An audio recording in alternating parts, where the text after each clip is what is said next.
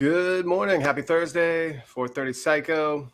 Yesterday we had Rob on. It was great. Rob's really embraced the whole lifestyle framework, and he's getting a lot done in the morning. He's getting stuff done that he wasn't getting to, frees up his day, gets all the moonshot stuff done in the morning, frees his day up for business, and then family time in the evening. So it's really cool. He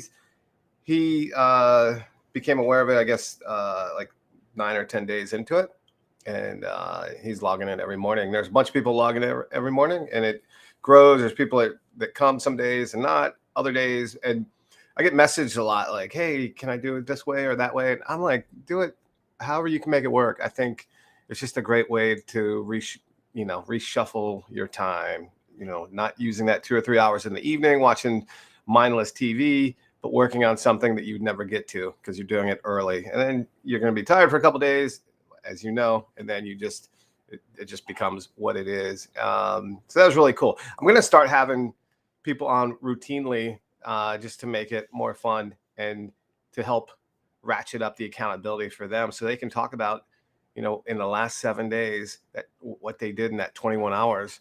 And it's a lot of time. You think about 21 hours, what you can do. Over the last few years, really focus on that time and how I'm using it and what I'm doing. And this whole thing I'm tracking, it's interesting. I have to look. I think I'm on day like 43 or 44, something like that. Um, I think after a year, it would be pretty cool to go back and kind of look at the milestones of some of the things I was working on. So for me, it's a big accountability project. Um, One of the things I did when I set up the landing page, and I'll share this here with you, because you might be interested. I was really super interested in, when you're setting up a YouTube channel, one of the books I read was the YouTube formula, and they talked about different revenue streams. And one of the things I wanted to do, I'm on the board of St. Francis Neighborhood Center. Actually, I just got on the board. I was working on getting on the board when we set this up. But they talk about a revenue stream of gear, and it's funny because my wife thinks I got too many different things going on. She thinks like this is a business and that's a business. But what's really interesting about, and I'm not trying to sell any gear.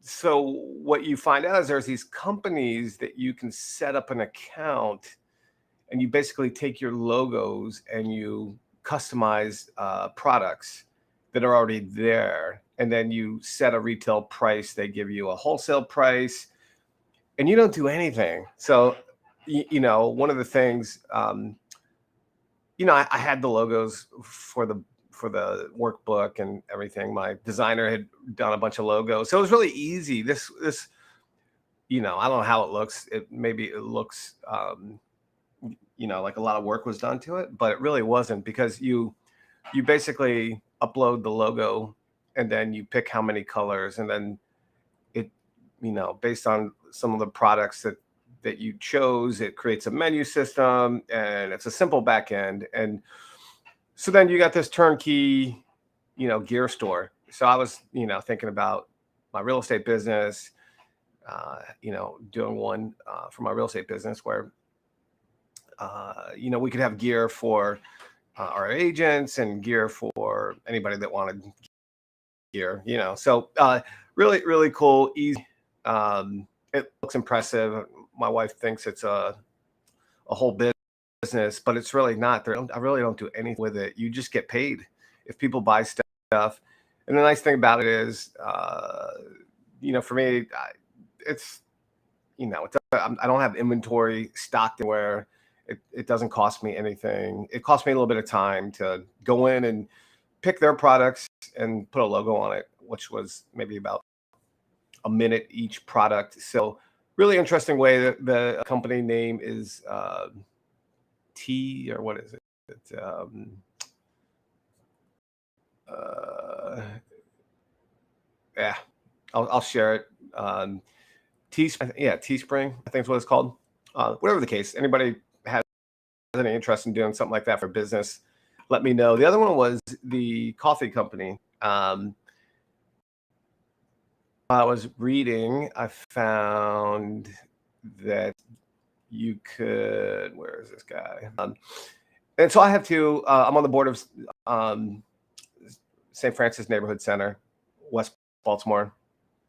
It's really at the crossroads for a lot of kids of going the right direction. So I'm really excited to be involved with that, but also the coffee company. So, we do some things. We did a big fundraiser for Ronald McDonald House years ago. Well, actually, during COVID, Ronald, big shakedown. Me and a guy named Trent Waite combined, I think raised 30 grand, 30 plus, maybe like, it was like 5,000. And we both ended up having over our heads, which was fun. But so this is, again, not again, but so there's a coffee roaster that we're partnered with in Temecula, California, and it's a shop, a God, what kind of store is this? Shopify. I'm sorry, it's a Shopify store. I was always curious how to set up a Shopify store, and the coffee company, the roaster that we're partnered with, accepts all the orders, does all the packaging, does all the shipping, FDA approval, all that kind of stuff. Basically pick from their product line and then have a designer create your brand. We had a logo, so that was easy. But it ties in also the gear store I just showed you. Um, and Oh, here's that company. Teespring is the company for the you set up your shop. Let me see where I went here.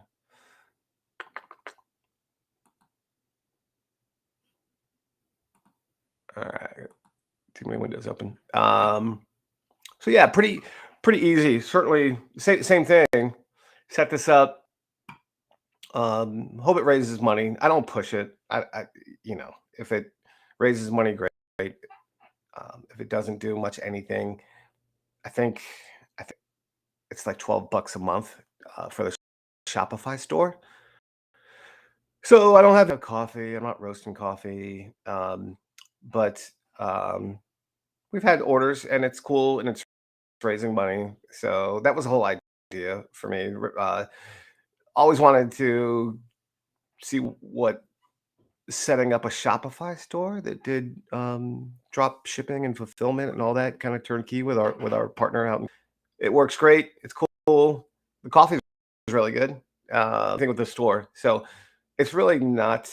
Um, I just was curious about how to set both of those up, and it wasn't hard at all. So it was pretty easy. There's nothing I do to maintain it.